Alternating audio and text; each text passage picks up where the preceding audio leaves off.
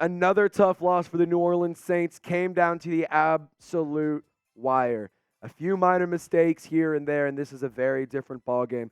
At one point in time, this game seemed very out of hand. However, got to give credit where it's due to the offense. They managed to put some points on the board late. The defense played stellar in the second half, especially. Outside of one busted play, the Saints team just couldn't get it done. So the final score, 31-24. My name's Trey Sherrard. Welcome into today's show.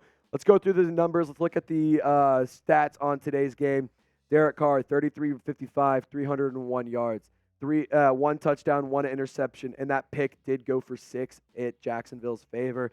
That right there was the crusher, and quite honestly, had the Saints not given up a pick 6 right there, could have been a very different ball game. You also took over in the red zone in the first quarter, forced 2 turnovers in the first quarter, and you only put up 3 points because Blake Grupe couldn't knock in 2 field goals. He only knocked in 1. He was 2 for 3 on the day. Not a good outing. Had to dink a PAT in as well. Kind of disgusting. So Trevor Lawrence, he had a pretty good day, 20 for 29, 204 yards, 1 touchdown, no picks. Travis Etienne, 14 carries, 53 yards, 2 touchdowns on the ground. Christian Kirk, 6 receptions, 90 yards, and he had a touchdown. And that touchdown was the game winner for Jacksonville. I mean, it was busted, absolutely busted coverage. I believe it was a 44-yard touchdown. So, you know, here's the thing, Saints fans. It's going to be, this season's not over. Still got about 10 games left. We got a lot of football to talk about. We got a lot of games to still get through. And we're going to be live every single week. So be sure to subscribe for news, rumors, live streams, and a heck of a lot more. If we can get to 22,000 subscribers, if I wake up tomorrow morning, we have 22K, we're going to go live, and we're going to be talking about some head coaching replacements, some offensive coordinator replacements, some free agent targets, players that the Saints could trade for and trade away. So if you want to go live tomorrow, if you want more Saints content, and if you want to be a part of the best interactive fan base on YouTube, subscribe today. It's youtube.com/@SaintsToday. All right, in terms of the Jaguars, total offense, they had 330 yards in total, average just under 6 yards per play. Passing was pretty solid for Trevor Lawrence. Rushing as a whole, 26 carries, 113 yards, 4.3 yards per carry. Tank Bigsby and Travis Etienne leading the rushing for Jacksonville. Time of possession, they had 23 minutes and 50 seconds. They had 2 turnovers that they lost, and it was 2 fumbles. And here's the thing for the Saints. Their offense put up 407 yards. I mean, like, the yards are there, man. They're there. They just can't capitalize. They just can't finish their dinner. And I'll give them credit. They did punch it in the red zone. They punched it in late with Michael Thomas, diving catch. They needed that. That's what happened, and that's what they needed to do. That being said, Foster Moreau just drops the ball right. I mean, literally, it was one of these right through his fingertips, kind of like bounced off of him. Couldn't hold on to it. And that would have gave the Saints a touchdown about 20 seconds left. And it just stinks, man. Rushing game, 112 yards on 31 carries, not anything crazy. 1 turnover on the day. And they did win the time of possession, but just an ugly game, man. This loss, it's not one of those ones I'm really upset about. It just hurts, man, because it was right there. They showed really hard at the end that they had some resilience and they could fight. And this team could score and they could make it happen. Drive downfield. You needed an 88-yard drive to win the game, and you only got 82. Just sucks. That it feels like a gut punch. It feels like I got hit in the face by a train. Man, it just stinks. But I want you to grade the performance for me, Saints fans. Let me know what you think. A, B, C, D, or F. I'm going to go with a C+. I think that they had some good effort. I think the defense had an A day. A-, maybe a B+. If they not had that one play go for a touchdown, different story for Christian Kirk. But I'm not happy with how this team played. Live chat, I'm seeing C+, B-, as well as a few other grades. We're doing this as a part of our live show. So, again, stick around, subscribe if you ever want to be a part of our live shows. Pepper Westwood, C. Cordell Harper, C. Oscar is a D. West Coast Hoodat says C-. But you know it's not a C-. You know it's an A+, is if you check out our friends over at PrizePicks. Thank you so much, PrizePicks, for sponsoring today's video and making today's show possible. If you're not familiar with what PrizePicks is, it's daily fantasy sports made easy. All you have to do is you pick 2 or more players, you choose more or less, and that based on a numerical projection that they give you, and then you lay down your wager. And for today's projections, I hit on 2 out of 3 of them, I believe. So, Carl Granderson, more than 3.5 tackles, that hit. And I got the more on that. Rashid Shaheed, I took more on receiving yards for him. He ended up with 28, so we didn't get it there. Travis Etienne, he ends with 53 and in the line, or in the projection was 63.5. So we didn't quite get there. However, I'll tell you what, I had a lot of fun doing this. Like, this is not the only game I'm going to be placing projections down. I'm going to be putting them down for a bunch of games this Sunday. Try and get some of my cheddar back, quite honestly.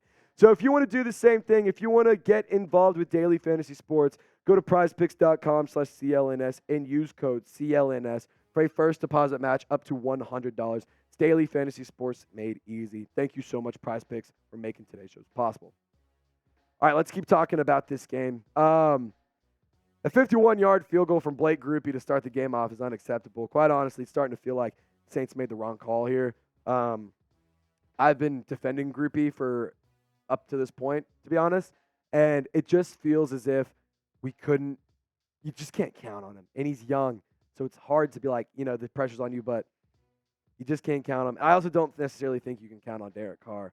The number is like 33 of 55. You're putting up 300 yards. I mean, like, sure, you're driving the ball down the field, but you're not finishing. And, like, that's my biggest grievance with this team is you can do everything you need to do in order to put your team or set your team up for success, but going 3 for 18 on third down isn't going to do it. It's just simply not.